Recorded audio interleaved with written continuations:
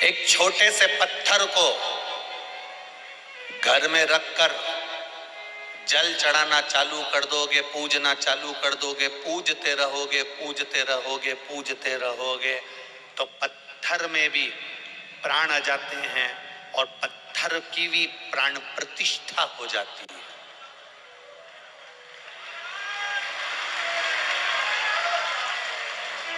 एक पत्थर को तुमने पूजना चालू करा, एक पत्थर को तुमने परमात्मा मान लिया, एक पत्थर को तुमने परमेश्वर मान लिया, एक पत्थर को तुमने पूजना चालू करा, तो पत्थर में प्राण आ जाते हैं और उसकी प्राण प्रतिष्ठा हो जाती है।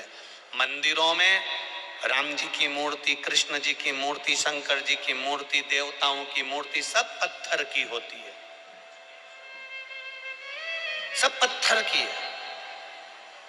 ब्राह्मण देवता, भूदेवता, विद्वत ब्राह्मण, संत, साधु, गुरुजन जब उस पत्थर की मूर्ति की पूजन करना चालू करते हैं, पत्थर की मूर्ति को जब प्राण देना चालू करते हैं, पत्थर की मूर्ति की जब पूजन चालू करते हैं, तो उसमें प्राण आ जाते हैं और उसकी प्राण प्रतिष्ठा हो जाती है।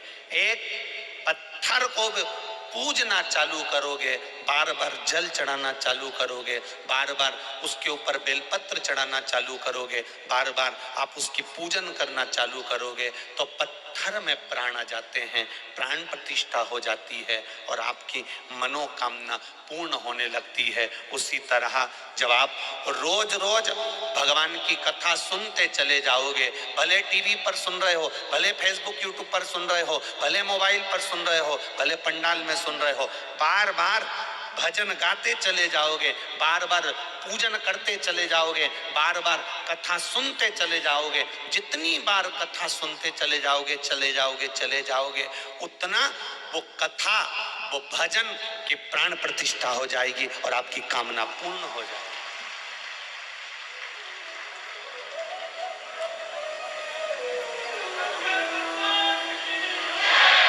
भजन के बल को बढ़ाओ, दिखावे को मत बढ़ाना।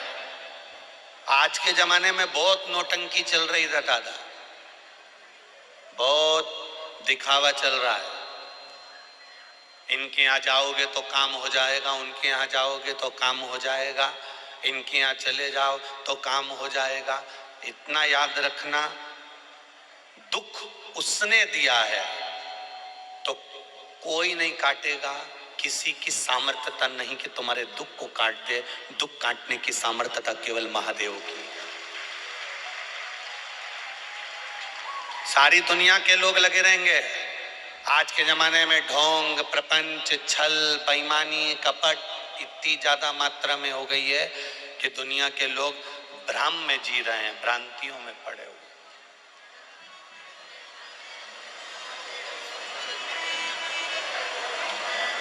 अपने कर्म पर विश्वास करना।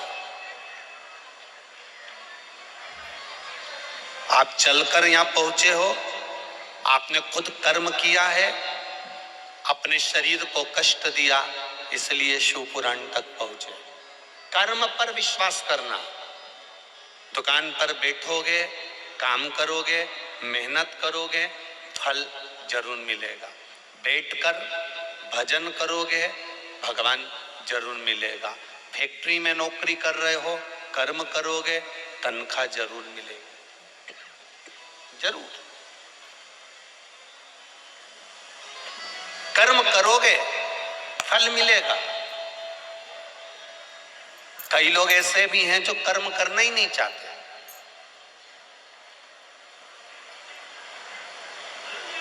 हमें काम ही नहीं करना।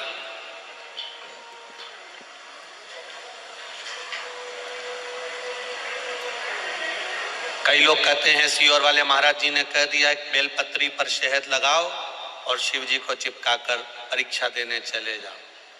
सीहोर वाले महाराज की आधी बात तो आपने सुनी कि बेलपत्री पर शहद लगाकर शंकर जी को चिपकाकर चले जाना, और लोगों ने उस क्लिप को भी आधा काट कर टीवियों पर चला दिया। पर उसको पूरा नहीं सुना कि सीहोर वाले महाराज ने कहा था पहले अपना कर्म करते जाना, पढ़ाई करते जाना, विद्या अध्ययन करते जाना, अपने कर्म को करते करते आगे बढ़ना, फिर शंकर भगवान पर एक बेलपत्री चिपका कर उस पर भरोसा कर कर फिर चले जाना, कार्य पूर्ण हो जाएगा। ये विश्वास के साथ करिए। एक पत्र आया है,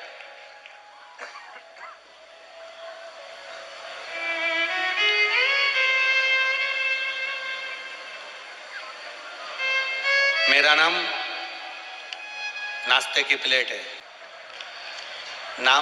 मेरा नाम सरोज सेन है, मैं रायपुर से आई हूँ। सरोज जी कहीं बैठी हो तो हाथ हिलाइएगा। सरोज सेन आप ही हैं? दोनों हाथ ऐसे हिला दीजिए।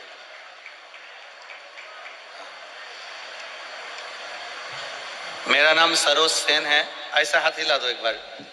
चैनल वालों को दिखा कि नहीं दिखा है? ठीक है।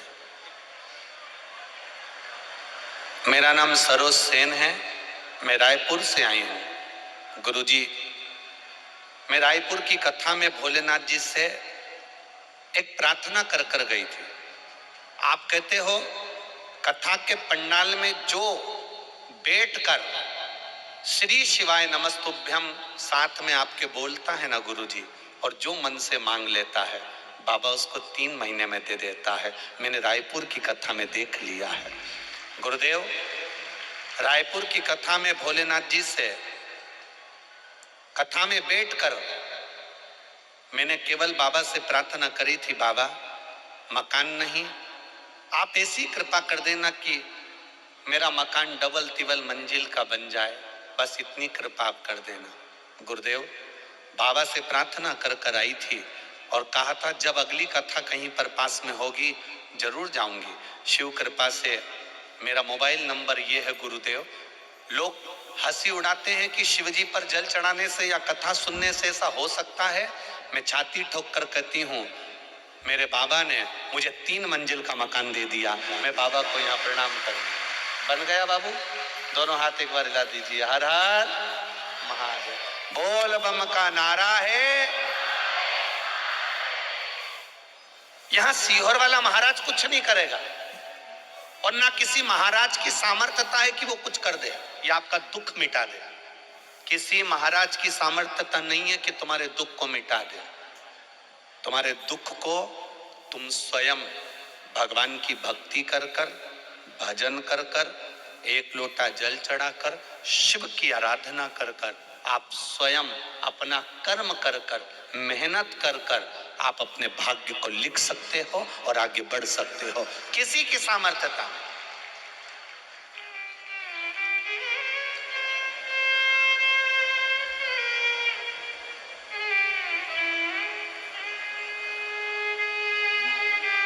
कौन की सामर्थ्यता हो?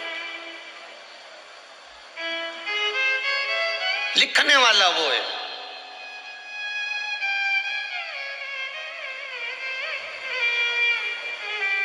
श्री मार्कंडे बाबा की उम्र कितनी सी थी?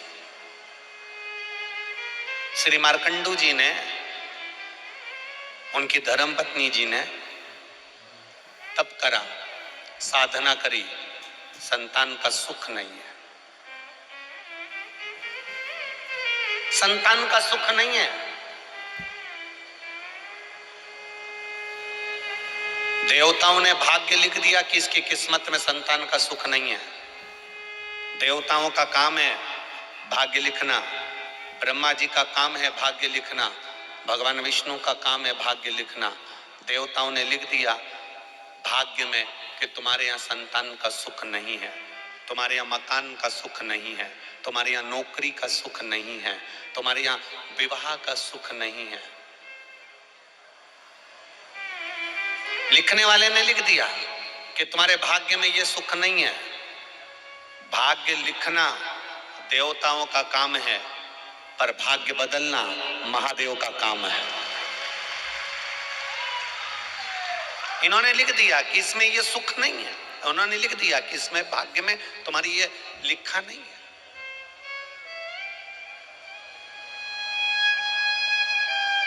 दुनिया में किसी की सामर्थ्यता नहीं कि तुम्हारा भाग्य लिख दे, तुम्हारा भाग्य बता दे।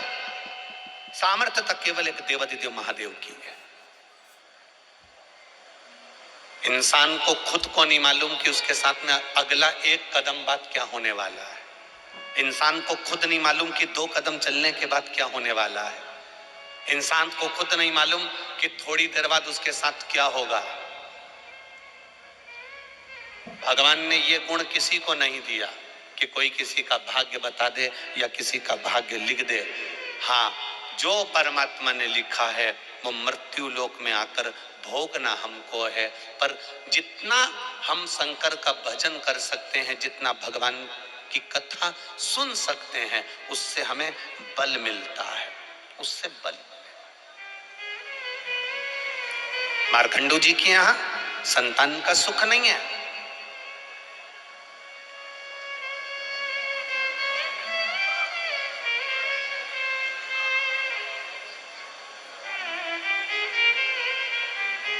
ग्यारह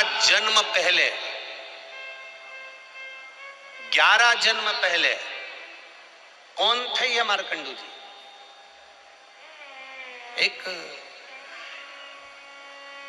11 जन्म पहले एक वैश्य, व्यापार करने वाले,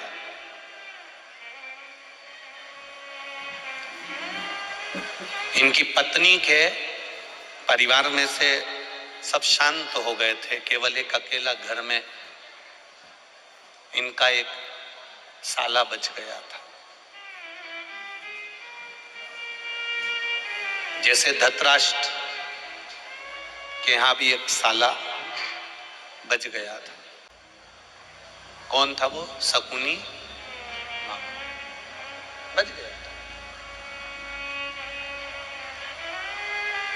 अब पूर्व में ये वैश्य थे, खूब अच्छा कर्म करा, कभी किसी का दिल नहीं दुखाया इन्होंने। दुकान तो करी, व्यापार तो करा, पर किसी का मन नहीं दुखाया। धीरे धीरे धीरे धीरे साले को दुकान में लगा लिया। साले से इन्होंने एक बात जरूर कही कि देखो, किसी का मन नहीं दुखाना है। साले ने कहा, जी जीजा जी, मैं किसी का मन नहीं दुखाऊंगा, व्यापार करूंगा, अच्छे से करूंगा। साला खुद की कमाई करने के लिए अनाज में कंकर मिलाने लगा, कंकर मट्टी मिलाने लगा। कंकर मट्टी के वजन के बराबर अनाज अलग कर लेता और उसको बेचकर खुद का पैसा बना लेता। अब कर्म की गति देखिए कितनी विचित्र है। कंकर मिट्टी अनाज में बिकने लगा। एक विधवा ब्राह्मणी रहती थी और उस विधवा ब्राह्मणी का 2 पुत्र थे और वो 2 पुत्र इस अनाज को खाए, पेट में उनके पत्थर जम गया, मिट्टी जम गई और वो दोनों पुत्र धीरे धीरे कर मर गए।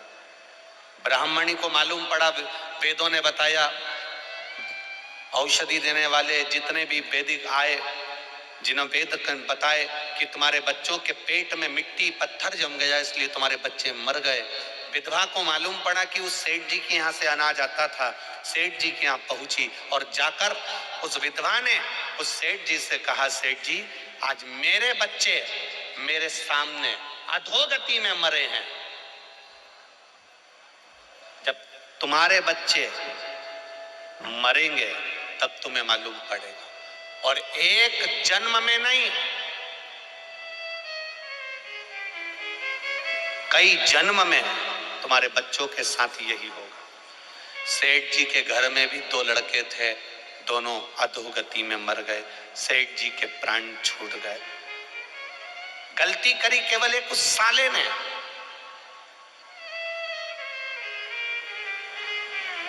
और दुकान थी जीजा जी की, व्यापार था जीजा जी का, इसलिए भोगना भी जीजा जी को पड़ा।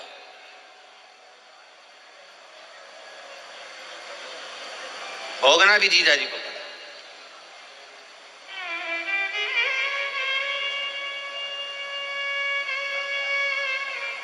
प्राण छूट गए। जीजा जी वो वैश्य शांत हो गया, समाप्त हो गया, विष्णुधर बना। फिर धीरे धीरे धीरे धीरे 1 जन्म, 2 जन्म, 3 जन्म, 4 जन्म निकलते निकलते निकलते निकलते कई जन्मों के बाद में फिर मार्कंडू जी बने। संतान का सुख नहीं हुआ, इनके संतान प्राप्ति नहीं हुई। किसी ने कहा भगवान शिव की आराधना करो। शंकर भगवान की आराधना करने के लिए एक वीरान जंगल में, वीरान क्षेत्र में, जहां कोई नहीं जाता, वहां पर मार्कंडू जी पहुंच गए। अपनी पत्नी के साथ एक शिवलिंग का निर्माण करे, पूजन करी, आराधना करी, बाबा से विनय करी। रोज प्रतिदिन शिव की आराधना, एकांत में रखे हुए शिव का पूजन 3 चीजें देता है। बहुत अच्छे से समझ लेना इनका एकांतेश्वर महादेव की कथा। एकांत में रखा हुआ शिवलिंग, एकांत में रखे हुए शिव जी की पूजन 3 चीजें देती है। पहला, हमारी उम्र बढ़ाती है। दूसरा, बड़ी बीमारी शरीर में एकांत का शिवलिंग कभी नहीं आने देता। और तीसरा, हमारे जीवन में कभी वैभव की, सत्ता की और लक्ष्मी की कमी नहीं आने देता। ये एकांतेश्वर। एकांतेश्वर का मतलब क्या है? जो एकांत में बैठा हुआ है, अलमस्त। ऊपर छांव है, नहीं है।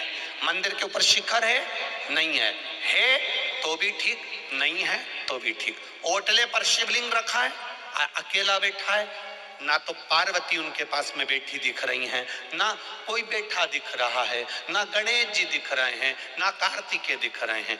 बैठे हैं तो ठीक, नहीं है तो अकेला नंदी सामने बैठा है और शिव जी का शिवलिंग रखा है।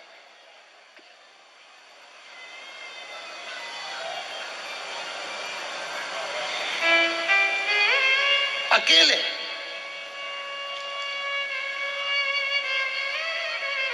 कई लोग हमसे कहते हैं गुरुजी, हमारे गांव में शंकर जी का मंदिर है और शंकर जी के मंदिर के अंदर पार्वती जी नहीं है, गणेश जी नहीं है, कार्तिकेय जी नहीं है, केवल नंदी है और शंकर जी हैं। तो क्या हम पार्वती जी, कार्तिकेय जी, गणेश जी को बिठा दें? हमने कहा कितने साल से नहीं है? अरे गुरुजी, हमारे तो दादा परदादा के समय का है, कम से कम 100, 150, 200 साल का है। वो मंदिर ऐसा कैसा ही है, टूटा फूटा है, भंगार सा है। उसमें ना गणेश जी हैं, ना देवी जी पार्वती जी हैं, ना कार्तिकेय जी, नंदी है, शंकर जी हैं। और शिवलिंग भी ऐसा हो रहा है, खंडित खंडित सा हो रहा है। तो क्या हम वहां दूसरे देवी जी को, पार्वती जी को, गणेश जी को, कार्तिकेय जी को बिठा दें? हम उनसे कहते हैं किसी को बिठाने की जरूरत नहीं है। हमने पहले भी कथा में कहा, आप लोगों को समझाया कि ये शिवलिंग है, ये जलाधारी है, ये चरण है। ये शिवलिंग शंकर जी का प्रतीक है, ये जलाधारी पार्वती जी का स्थान है, जहां से जल बहता है। माँ गणेश जी, कार्तिकेय जी हैं, बीच में मोटी सी लाइन अशोक सुंदरी है, ऊपर जो जल टपक रहा है वो शिव जी की 5 लड़कियां, जया, विषहरा, शामरी बारी, दौतली और देव हैं। शंकर भगवान का संपूर्ण परिवार इस शिवलिंग के अंदर है। अगर गणेश जी, कार्तिकेय जी, पार्वती जी कोई नहीं भी है तो चिंता करने की जरूरत नहीं है, क्योंकि महादेव वहां एकांत में बैठे हुए हैं। एकांतेश्वर। कोई कहता है शिवलिंग खंडित हो रहा है। शंकर भगवान का शिवलिंग कई कई जगह से खंडित होते चले जा रहा है, क्या हम उसको बदल दें? बिजली महादेव मनाली में एक शंकर भगवान का ऐसा मंदिर है जिस पर बिजली गिरती है, शंकर जी के टुकड़े टुकड़े हो जाते हैं, मक्खन से उसको जोड़ा जाता है, वो भी तो खंडित होता है। खंडित हो भी गया, प्राचीन है, पुराना है, तो वो साधारण नहीं है, वो भी एकांतेश्वर।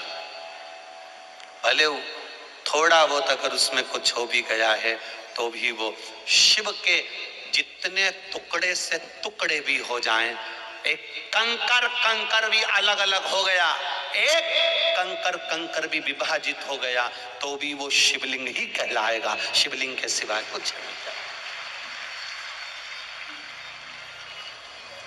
प्रयागराज कुंभ, जब प्रयागराज में प्रयाग का मेला भराया था, तब सतुआ बाबा महामंडलेश्वर संतोष जी महाराज जी ने शिव पुराण की कथा, शायद 2-3 दिन मिले थे तो शिव चर्चा करी थी। आप लोगों ने सुनी थी टीवी पे, तो उसमें आप लोगों ने श्रवण करा होगा। राम जी जब रावण को मार कर आए, प्रयागराज की भूमि पर पहुंचे, गुरु बाबा का दर्शन करने गए, तो गुरु बाबा जी ने कह दिया नहीं नहीं नहीं, नहीं, तुम पर ब्राह्मण हत्या का दोष लगा है।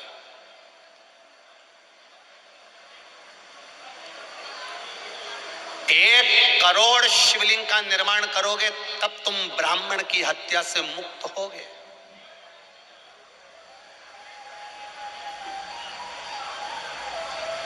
एक करोड़ शिवलिंग का निर्माण करना पड़ेगा तब तुम ब्राह्मण हत्या से मुक्त होगे। अब राम जी चिंता में पड़ गए कि 1 करोड़ शिवलिंग का निर्माण करने में तुम्हारी पूरी जिंदगी निकल जाएगी। एक एक शिवलिंग बनाऊंगा, 1 करोड़ शिवलिंग बनाने में पूरा जीवन निकल जाएगा। 1.25 करोड़, 1 करोड़ क्या करा जाए। तब मां गंगा जी से राम जी ने पूछा कि आप बताओ कि शिवलिंग का निर्माण कैसे करा जाए। तो गंगा जी के पास गए। गंगा जी ने कहा चिंता मत करो राम जी, आप गंगा के तट की बालू रेत का शिवलिंग बना लो। उस बालू रेत में छोटे छोटे छोटे छोटे इतने कण होते हैं, मिट्टी का शिवलिंग बना लो। मिट्टी में इतने कण होते हैं, इतने कण होते हैं, मिट्टी में छोटे छोटे ढेर कण, बालू में छोटे छोटे ढेर कण।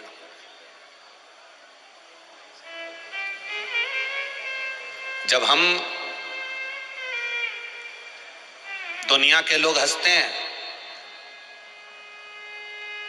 सावन महीने की जब शिवरात्रि के दिन पूरे विश्व के लोग जब ऑनलाइन शंकर भगवान का शिवलिंग बनाते हैं, पूजन करते हैं, आप लोग ने करी कि नहीं करी? जब हम सीहोर से या जहां कथा चलती रहती है वहां से सावन महीने की शिवरात्रि पर जब शिवलिंग का निर्माण करवाते हैं, शिवलिंग का पूजन करवाते हैं, उसका लाभ क्या मिलता है जिसने करी उसको मालूम है। मिट्टी का शिवलिंग बनाओ, बालू रेत का शिवलिंग बनाओ, जब हम पूजन करते हैं, एक शिवलिंग के पूजन का फल नहीं मिलता, करोड़ों शिवलिंग के पूजन का फल हमारे खाते में चला जाता। करोड़ों शिवलिंग।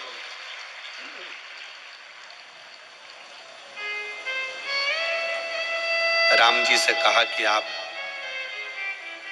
करोड़ों शिवलिंग का निर्माण करो तब तुम ये ब्राह्मण की हत्या से छूटोगे। राम जी ने गंगा जी के कहने पर एक शिवलिंग बालू रेत का बना लिया, उसमें छोटे छोटे जितने जितने कण थे शिव जी को प्राप्त हो।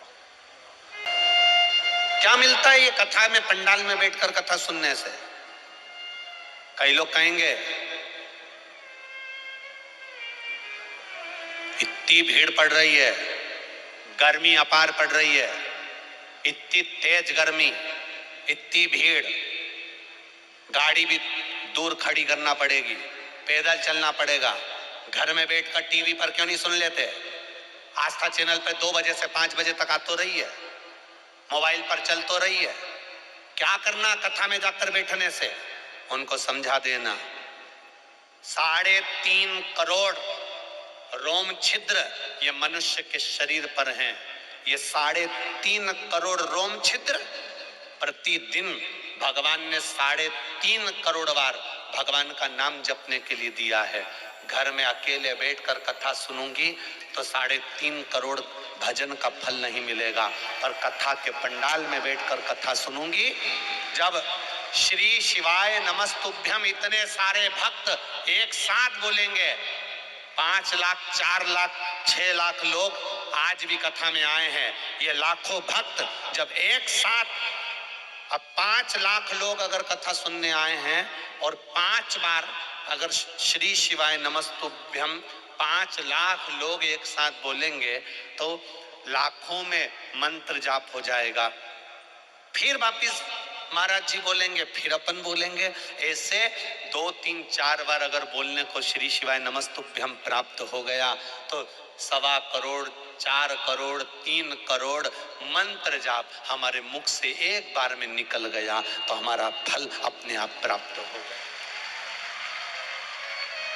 क्यों कहते हैं पंडाल में बैठकर कथा सुनने वाले को 3 महीने के अंदर बाबा झोली भर देता है? हम क्यों कहते हैं कि 3 महीना इंतजार करना? जो लोग बिस्कुट खिला रहे हैं, पानी पिला रहे हैं, किसी को पोहा खिला रहे हैं, आपने अपने तिजोरी के खजाने खोले हैं। अगर इन शंकर के भक्तों के लिए कोई पानी, कोई शरबत, कोई चाय, कोई नाश्ता, कोई भोजन, कोई पूरी।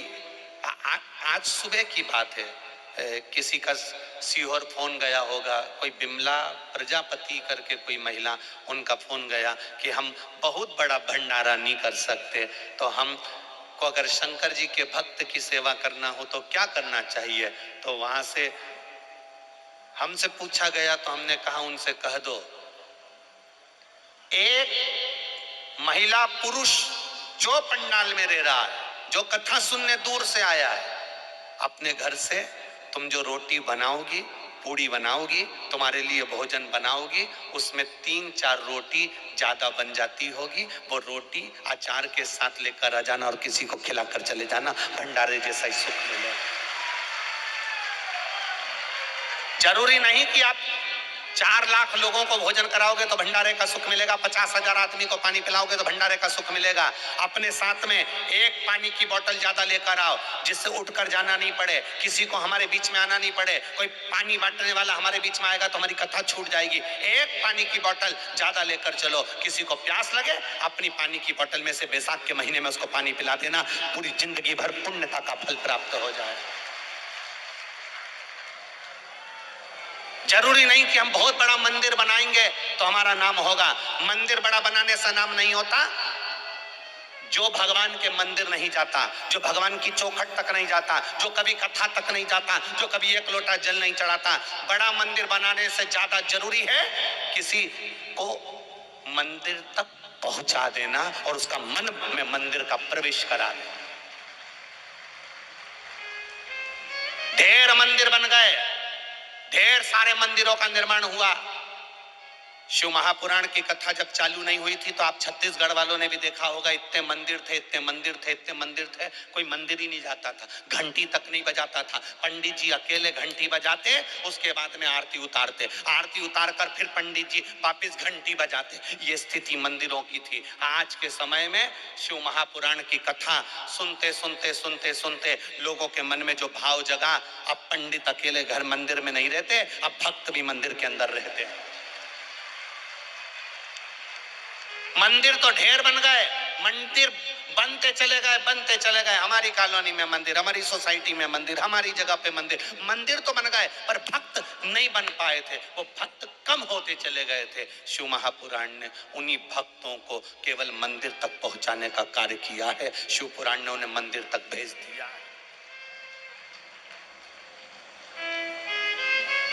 जरूरी नहीं कि आप मंदिर बनाओगे तो आपका नाम होगा। आप किसी के हृदय में भी तो मंदिर बना दो।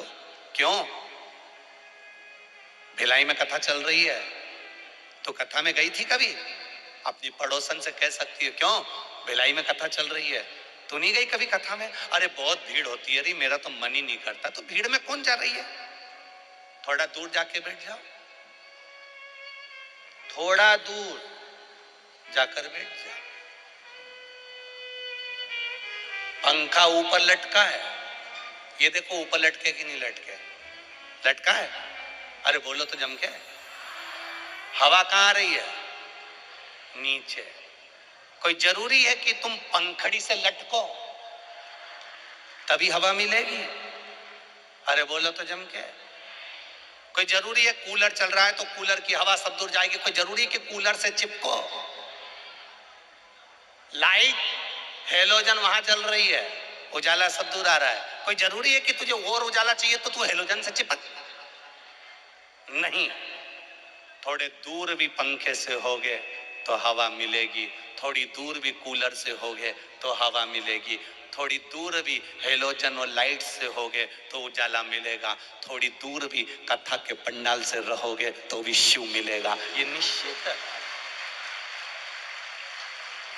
जरूरी नहीं कि तुम, बहुत जरूरी है कि मैं घुस के बैठूंगी चाहे कुछ भी हो जाए, जरूरी है।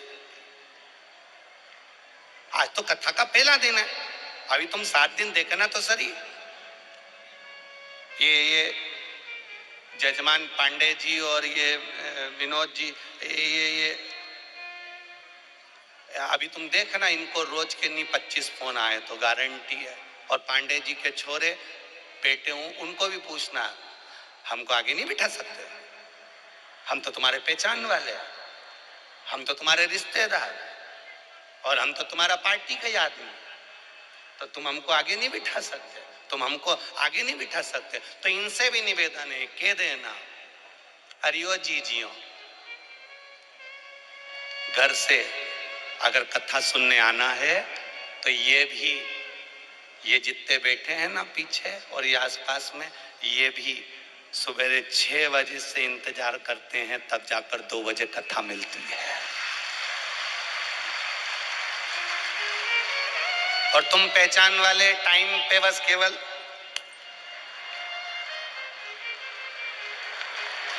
और पोत पुता के और बढ़िया साड़ी वाड़ी पहन के पुतली बाई बन के और के, तुम हमें नहीं जानते हो, तो तुमको जान के करेंगे क्या, क्या करना क्या है? हम तो उसको जानने आए जो काल अधिपति महाकाल राजा है, तुम्हें क्या जाने तो जाने क्या तुमसे, ये बताओ अब क्या जाने तुमसे। फिर उसने कह दिया बाद में देख लूंगी तेरे को, तो रुक जा। अब मालूम पड़े इसने तो कहा था कि बाद में देख लूंगी, छाती में दर्द उठा, हॉस्पिटल में पड़ी रही, अब देखना इसको था और देखने ये चले गए। अब करोगे क्या? इसलिए भगवान का भजन करने में जो सुख है, अरे लुटा दिया भंडार काशी, कर दिया माला माल काशी वाले ने, ओ लुटा दिया भंडार काशी वाले ने, कर दिया माला माल काशी वाले ने, लुटा दिया, हाँ लुटा दिया, लुटा दिया, लुटा दिया, लुटा दिया, हाँ लुटा दिया, लुटा दिया, लुटा दिया, अरे लुटा दिया भंडार काशी वाले ने, कर दिया माला माल काशी वाले ने, ओ लुटा दिया भंडार काशी वाले ने, कर दिया माला माल काशी वाले ने, काशी वाले ने ओ प्यारे डमरू वाले ने, काशी वाले ने ओ प्यारे डमरू वाले ने, ओ काशी वाले ने हो प्यारे डमरू वाले ने, काशी वाले ने ओ प्यारे डमरू वाले ने, अरे लुटा दिया भंडार काशी वाले ने, कर दिया माला माल काशी वाले ने, ओ लुटा दिया भंडार काशी वाले ने, कर दिया माला माल काशी वाले ने, ओ लुटा दिया, हाँ लुटा दिया, लुटा दिया, लुटा दिया, ओ लुटा दिया, हाँ लुटा दिया, लुटा दिया, लुटा दिया, अरे लुटा दिया भंडार काशी वाले ने, कर दिया माला माल काशी वाले ने,